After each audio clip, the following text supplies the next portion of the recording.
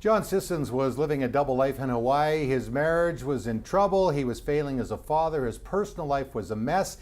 But John decided to see his kids in White Rock, BC before catching a plane to Saskatoon. Well, that plan did not go as planned. John, thanks for coming by. Hey, glad to be here. Thank you. So let's go back 40 years ago. Yep. You're living in Hawaii. Yep. What were you doing there? We had a fast food franchise there, and that's what we're doing. It was like hot dogs, you know, and things. I had 40 different kinds of hot dogs, so that's what it was. And then that's the legal business, and then kind of on the side we would make a little extra spending money growing some stuff in the mountains and selling it to the pedicabbers in Waikiki who would sell it to the tourists. And we weren't big dealers or anything. It was just I was involved with a couple of guys that did that, and we'd go up there and check the crop every once in a while. And it was something that people could smoke. Right. I never did that. I mean, I used to be have quite a drinking problem and stuff, but I was doing this sober, so you can imagine how crazy I was at the time, I guess. Wow. So yeah, and we'll talk about your struggles with alcohol. Yeah. But you go to see your family in White Rock. Right. Visit them. Obviously, you're living apart from them. You're in Hawaii. They're there. Things were kind of like in your personal life weren't going great. Yeah. So tell me what happens. You go to White Rock, and this 3-year-old little boy, your son, comes running down. Tell me what happened. Yeah, the first words I heard him say, he comes running down the driveway to see me because he was there. He says, "I got Jesus in my heart." He goes like this.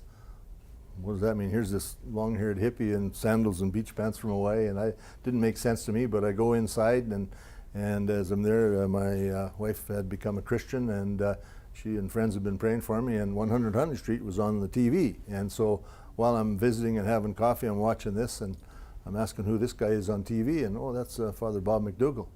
That's a priest, I said, you know, like he's got a suit and tie and shirt, and the love of God is oozing out of every pore, and I'm thinking, that ain't the way I remember them, because I used to go to a boys' high school. Right, and so what was your concept then of God at that time? I mean, you're a little boy saying, "I got Jesus in my heart," and you're going, "Whoa, okay." Did that make sense to you? Not at all. No, I didn't understand that a bit. By this time I had come to believe in God.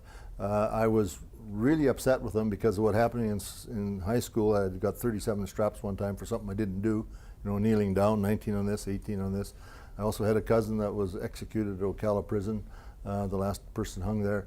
And probably today he had got 5 or 6 years for that crime. But from the moment he pleaded guilty and told people about it till the moment he was hung by the neck and dead was only 6 months. So I can't even fathom that. You know. No, it's hard to imagine. Yeah. So your concept of God is what? That he is not a very nice God, or he just wants to punish you? I had no idea he was a loving God, and that he actually sent his son to this earth, you know, to pay the price so that I can enjoy his fellowship and his love and my sins be forgiven. Like, I had no idea that that's what it was about. So what were you thinking, though, like with your wife becoming a Christian, following Jesus now, your son says he's got Jesus in his heart. Were you think they had fallen into some kind of cult or something? I just kind of ignored it. I didn't spend much time thinking about it until the next day, because I catch the plane to Saskatoon. I hook up with a couple of my old buddies, and after a meeting I'd been with one of them, he invites me back to his house because he had known me and what I was up to, and I didn't realize it, but he's witnessing to me, you know, about the Lord. So here's a continuation of what happened in White Rock, you know. You were like God, you're in God's crosshairs. You got it. And so we go back to his house after, and I'm looking for the right religion or church to join, and he's trying to introduce me to the Lord. And so what happens was, as I'm leaving about 12:30 that night, he hands me a brochure, and I look at it, and I open it, and inside is this picture of this priest that I saw on TV in White Rock the day before. Father Bob McDougall. Wow. He's the kickoff speaker at that meeting at the Besborough Hotel the next night. Wow. I can't believe it. I said, "Who's this guy?" "Oh, he's the kickoff speaker. Yeah, you better come and hear him. You'll enjoy that." And we were planning on setting up dealers maybe in Saskatoon or Edmonton or something, and I was going back to Honolulu.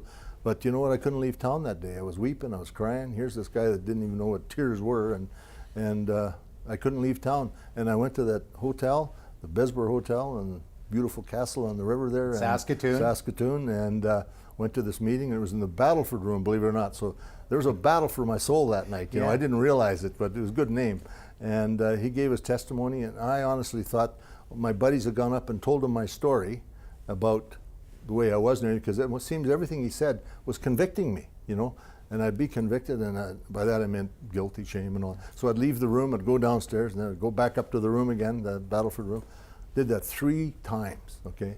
And then finally, my buddy saw me come back the 3rd time. He calls me over to the side and says, "You know, John, you've had kind of an exciting life, and maybe we should, maybe you want to do something about it. Let's give it to God, ask forgiveness, and accept the Lord." And He led me in the sinner's prayer, and I did that. So that which for those that don't understand, it's coming into relationship with Jesus. It's very simple. Giving your sins, giving your life to Him. Yeah, I just asked Him to forgive me for the way I was living, what I had done, and I had no idea the love of God was like that, because my experience in high school was from a teacher that gave me 37 straps, 19 on this hand, 18 on this, and I made a decision not to serve God. I mean, that's just as simple as it was.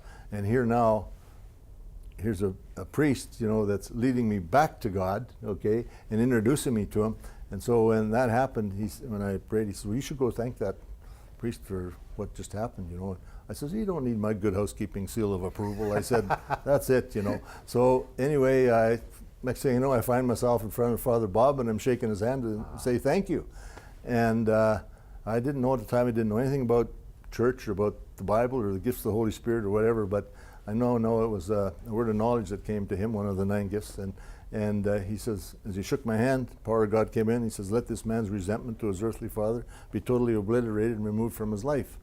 And before I knew it, bang, I don't know what happened. You have to ask somebody else, but all I know is that the power of God came on me, and Cease went to catch me, and all he ended up was with my leather jacket. It spun inside out as I was going down, and I'm on the floor. Now, what happened there is something that is pretty tough to explain, but all I know is that I was in the presence of God. It was like the brightest light of lights that I've ever been on. He is the light. And it was like in Revelation where His throne room had no need of the sun or the moon, and because He is the light. new heaven and the new earth. It was in Revelation 21 or something. Yeah, anyway, yes. So anyway, I'm there and I'm basking in His presence, and it's like His love is coming in my head and going through my body, and just circulating like that. So it's like every fiber and corpuscle of my being was washed in His love. You know, it was just, I was totally forgiven, and I didn't know a word of the Bible, but if I died that moment, I knew I'd be in the presence of God. How did that affect then? You had a drinking problem. How did that,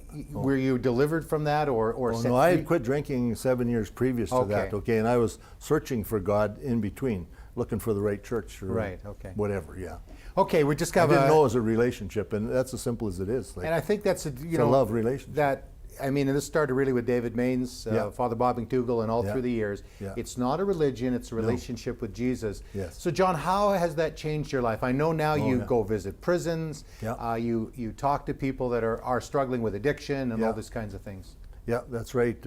Thankfully, the last couple of years I've been involved with, one of my friends had, unfortunately, had a son overdose at the coast, and he wanted to do something to help, those people that are suffering things like that. And he had bought a home in Saskatoon, a transition home, and it's good for 5 or 6 people. And so when people have been through detox or treatment, they got a safe environment to sober up in and be in, okay? And that's what the home is for, to remove them from the old one, put them in the new one. And right now we're just in the process of joining forces with Oxford Homes in Regina, and because they've got 5 homes down there and 4 for guys, 1 for gals, and they're planning to expand the province, and that's what we're planning on doing for northern Saskatchewan. So we're going together to do that, yeah. Well, thank you so much for sharing your story.